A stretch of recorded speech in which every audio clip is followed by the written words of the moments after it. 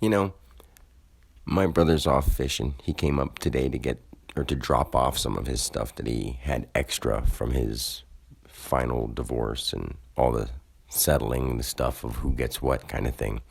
And he came up. He's random, never visits kind of thing, or he visits once in a while, but he had been coming up more because they were bringing up Jacob and using my parents' house as a drop off point so they wouldn't have to see each other. Well, so they've been doing that for about a year. And so that's done. And he had a few things left after the separation of all the stuff to bring up here to give to my parents to keep for him, which sort of means that it's most likely going to be one of the last few times that he comes up so fluently because he doesn't have to, because Jacob's not coming and he just sort of comes up here to go fishing. Or when he will come up, he'll come up, say a couple things on the porch, and then go fishing.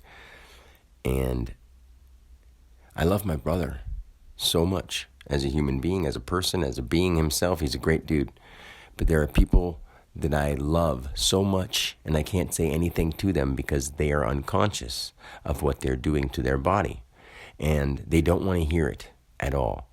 Now, let me just say that there was a point in time where fish were something we ate because they were something that they were so abundant, and the water was clean, and everything was good.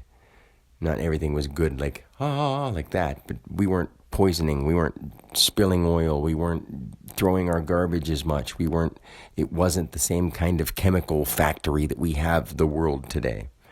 So at one point, if you had to eat something, fish was the best clean food that you would get that was away from toxic things and toxic thinking, because they lived in that world of water where, yes, it's kill or be killed in the ocean too, but it's not the same as the woods. It's different. There's a hide factor, there's a fear factor, there's a growth onto land that makes it different. I can't really explain it to people, and I don't want to have to, and I'm not going to try, at least not right now. In fact, I've already explained how it's different between being fish and being land animals, and it doesn't mean anything, and I feel sort of dumb saying it because no one takes me seriously, and since they don't, I look crazy, and they think they're sane, and they think they're smart, because they'll go ahead and go on the internet and read some cool stuff that some people wrote down, and the people weren't wrong, they were just still learning. There's a lot of correct things in there that make a lot of sense, but nothing is right in any of the books.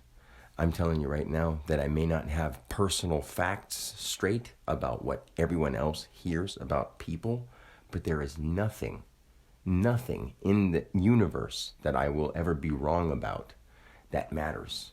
Unless someone says, what's my cousin on the third side of my family's birthday? That kind of stuff doesn't matter, because they're not your cousin. They're not your family. They are living. You consider them family and you treat them as such. That's great. But everything that's alive is that. So back to the fish. Why is it that some people think it's okay to eat fish and not meat? Like some that are on diets that don't eat meat, but somehow fish is still okay. And that's because of the whole water used to be cleaner, so you would have cleaner food. Well, that's gone, guys. Everyone has toxified it. And if you're getting fish, usually if you're getting it from an island, their water may be a little cleaner and fresher, but they still usually have some islander nearby who's toxifying their water slowly but surely, so it's not nearly as good as it used to be. Deep water fishing and deep sea fishing, unless you get it straight off the boat, it's getting processed and sent to a store, and they're doing the same things that they do with our regular food, and they're already toxified. So the health is not in seafood. Let them live. That's where the health is. Let the living things live. You'll see. They will propagate and they will take care of themselves, and whatever happens, happens the way nature intended, not people intended. We have to stop thinking we are the rulers of nature and realize that we're one with nature.